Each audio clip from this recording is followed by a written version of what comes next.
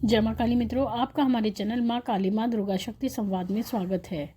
मित्रों, आज का जो विषय है वो विषय ये है कि क्या घर में धूनी देने से घर के प्रेत भाग जाते हैं।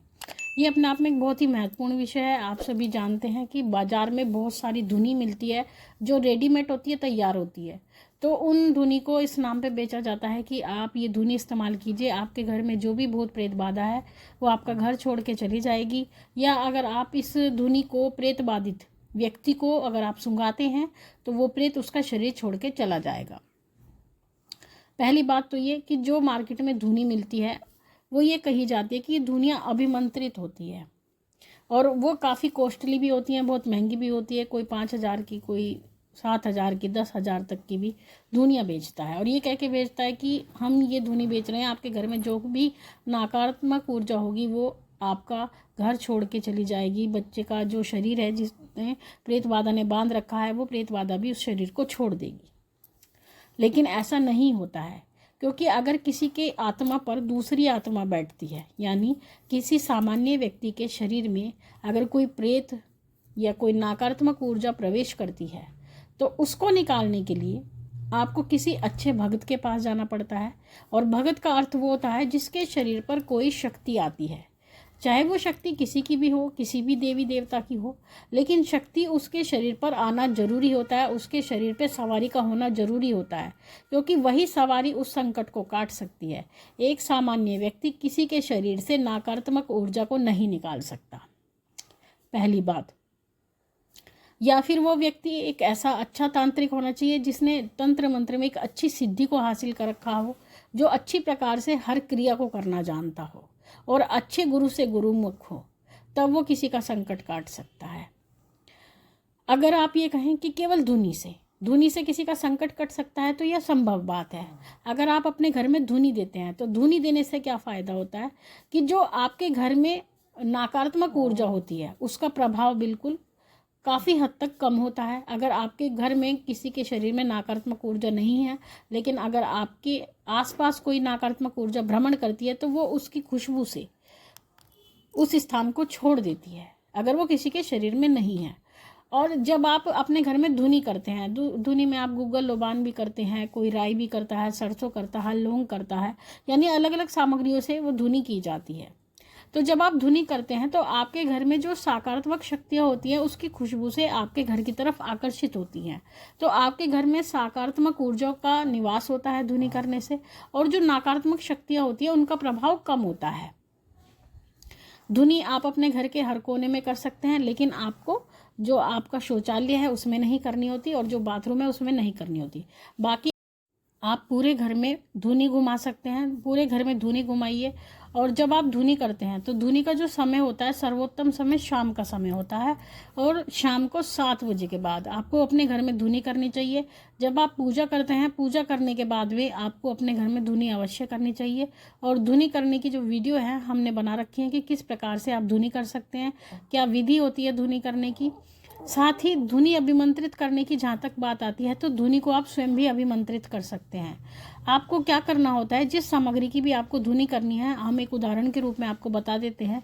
जैसे कि आप अपने घर में सुख शांति चाहते हैं, आप ये चाहते हैं कि आपके घर में किसी भी प्रकार के नज़र दोष का प्रभाव ना हो, नकारात्मक ऊर्जा का प्रभाव ना हो, तो उसके लिए आपको ये सामग्री की आवश्यकता पड़ती है। एक तो राई होनी चाहिए, एक पीली सरसों होनी चाहिए, लौंग होनी चाहिए उसमें, और गूगल होना चाहिए।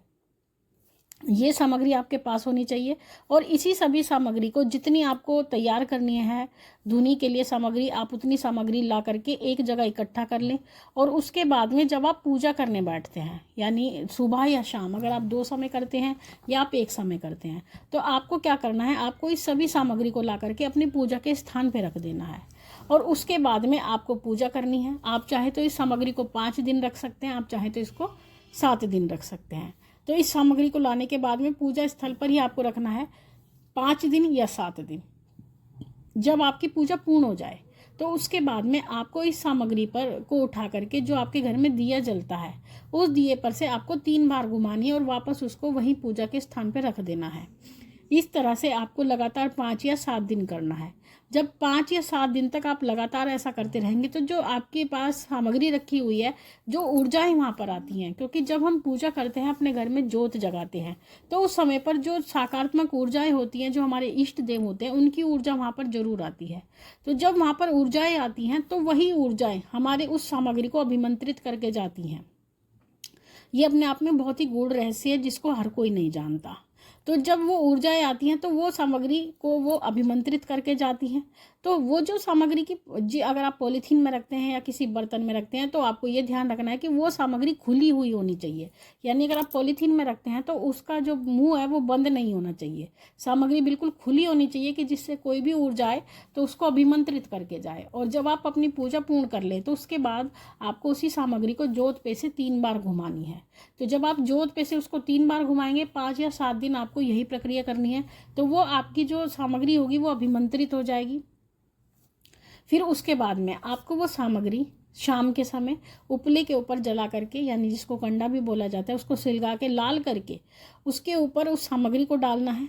और डालने के बाद में जब वो महक उड़ेगी, धुआं निकलेगा, वो धुआं आपके पूरे घर में फैलेगा। और जब जहाँ वो धुआं फैलेगा तो वहाँ से जो नकारात्मक ऊर्जा है उसका प्रभाव कम होगा और घर में जो सकारात्मक शक्तियाँ हैं वो आकर्षित होंगी और उनका प्रवेश होगा, तो आपके घर में सुख शांति होगी। तो इस प्रकार से आप धुनी स्वयं भी अभिमंत्रित कर सकते हैं और उसका लाभ ले सकते हैं। और हमारा तो ऐसा मानना है कि प्रत्येक व्यक्ति को रात को जरूर धुनी अपने घर में अवश्य करनी चाहिए, क्योंकि हमारा घर एक ऐसा होता है, हम गृहस्थ व्यक्ति हैं, हमारे परिवार भी होता है, बच्चे भी होते हैं, तो हमारे घर पर अच्छे लोगों की भी नज़र होती है और बुरे लोगों की नज़र होती है।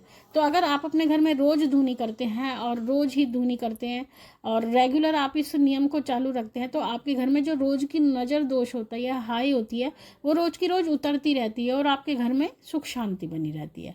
तो इसलिए हम तो ऐसा करते हैं, हम स्वयं भी अपने घर में रोज धुनी करते हैं। और आप भी यही कीजिए, आप ये नियम बना लें कि हमें भी शाम को धुनी अवश्य करनी है।